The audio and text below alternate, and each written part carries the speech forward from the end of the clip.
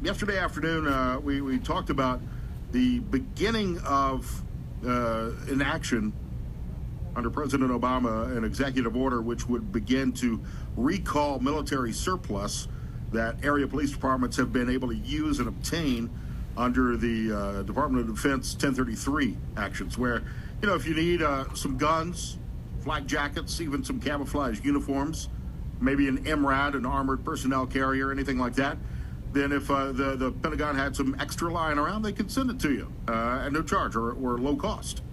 Seemed like a good deal for the police departments. Here in Toledo, our TPD acquired a couple of armored personnel carriers. I think about 50 or 60 rifles and grenade launchers. Not a lot of equipment, especially compared to other municipalities around the state. In total, yesterday, I believe we computed the numbers and found that state had received about 5,000 rifles, a bunch of personnel carriers, some grenade launchers, flak jackets, camouflage, bayonets, interesting other pieces of military gear. And now, because they have been abused in some situations, Pentagon wants them back, especially after the riots in Ferguson, when a lot of people felt that the police had gone overboard in their response. I think it's only wise for police departments to have this kind of weaponry available as a resource, as a tool. I want our police to be well prepared and safe. I want them to be armed at least as strong as the bad guys, as drug dealers on the streets and potential terrorists like we saw in San Bernardino. However, in talking to a lot of you when you called in both now and a few months ago when we talked about this, you're worried about the abuse that the local police might have with this equipment. It's kind of a use it or lose it. We got these toys, we might as well pull them out. And I don't think that's the case, especially here in Toledo, where these items might be needed. We can't afford to buy the equipment new. Dr. G.M. Cox is a director of the Public Administration Master's Program at Tarleton State University in Fort Worth, and has like 40 years experience in law enforcement, including SWAT and some time with the U.S. Air Force. Dr. Cox, good afternoon. Good afternoon, Scott. Why is I don't even know where you stand on the demilitarization of area police forces. I think it's kind of dangerous because of the times we live in now. I'd rather see them have the tools they might need. I absolutely agree with you. I think the key word is demilitarization of American police, not the disarming of them. I know that through the 1033 program, many departments got military-grade type equipment. Most of that equipment, however, was filing cabinets, camouflage fatigues, or uniforms, which many departments use as training attire. So they put that on, go out in the field, qualify, and so on. Not sure I understand why police departments would get the bayonets.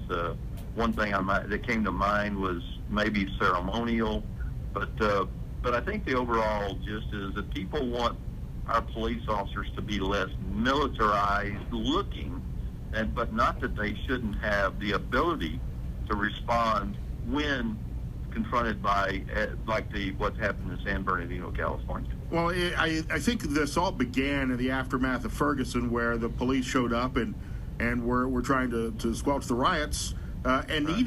needed some of that gear to stay safe, as opposed to say the riots in Baltimore, where the police just let everybody run free. That's correct. I think what people, and we need to remind people that use of force, whether justified or wrong, is ugly. I mean, it just looks bad, but officers got to use the type of equipment and use the tactics that they have been taught and need to respond to threats. And to a casual observer, to an untrained eye, well, that may look rather offensive. It may even look aggressive. But what we found is when police officers respond to threats, respond to direct force, it doesn't look fun. It doesn't look pleasant. There's nothing like a police show. It's real, and people are about to get hurt, both police officers and civilians. It seems like most of the 1033 opportunities came between 2006, 2008, state of Ohio. We obtained in law enforcement 4,900 assault rifles and 36 mine-resistant vehicles. That on the surface seems like a lot. Does a state the size of Ohio really need 36 armored personnel carriers? But when you deploy them throughout the state, it's really not that much. Yeah, I mean, even if each department only got one, it's only 36 vehicles.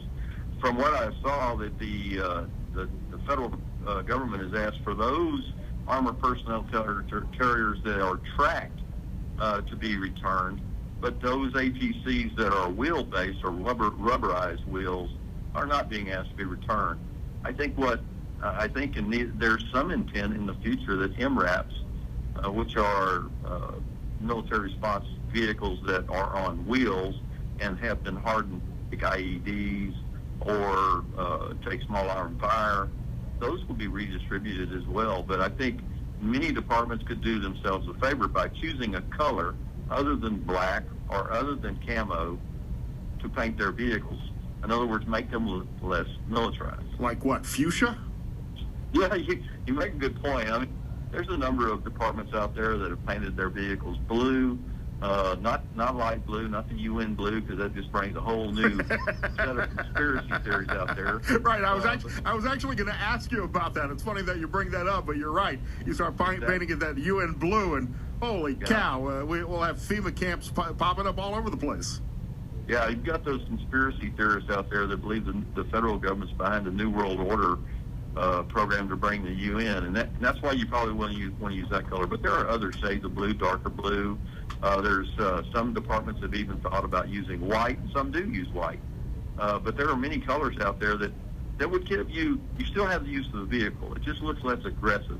It looks more like a civilian police department. Well, Dr. Cox, what's the problem with looking aggressive? And I don't know that you need it painted camouflage, but what's the problem with having a black vehicle? I think if the police are out there facing guys who are ready to shoot M16s back at them and launch grenades back at them or have pipe bombs planted somewhere, I think they should look just as ominous. I think that the fear element psychologically plays a role in how crime is combated.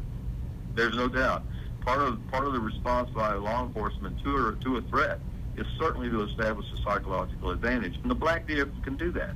The problem is we live in America, and we police a democratic society, and we're subject to the perceptions of our citizens about how we do our job, what we do, and what's the results. And so when you start policing a free society, it's not quite. We don't have all that option or all the will there is. There's politics involved. There's tactics involved. And so we have to take a balanced approach. Do you think that a lot of police departments do kind of have that, well, we've got these things, we might as well use them, let's pull out the shiny toy, using the MRADs, for example, to serve a no-knock warrant or a high-risk warrant, even if that may not necessarily be needed? Right. I think the primary stated purpose that many departments have these APC, armored personnel carriers, is primarily for extrication of wounded officers and citizens. The secondary purpose of them are to take on what we call a tactical advance on an armed position, armed shooters and or barricade suspects. So the primary use for them is to extricate or to get a wounded person or officer out of the field of fire.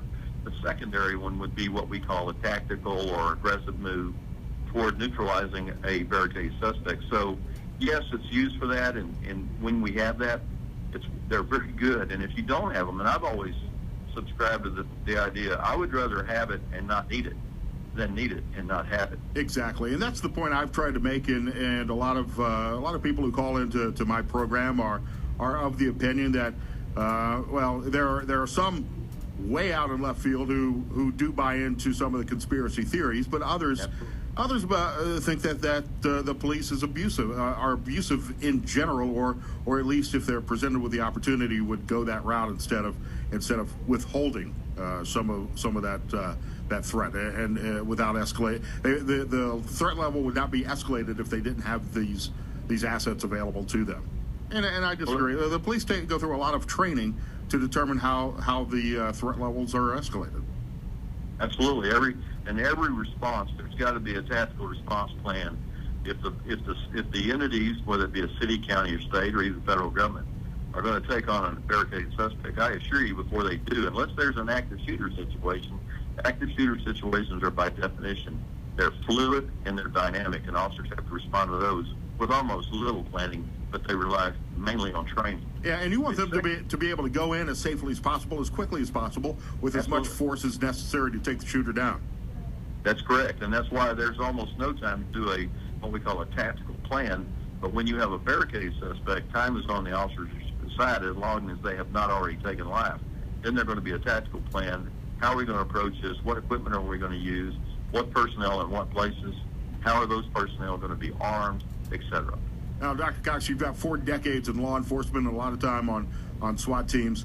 Is there any validity, any credibility at all to the militarization of police as part of a impending federal government, shadow government takeover and implementation of martial law in the United States that you're aware of?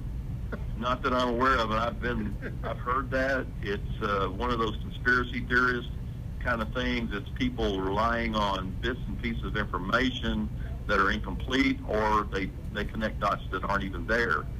Much like supplementing some kind of DNA for absent DNA, you come out with a totally different animal.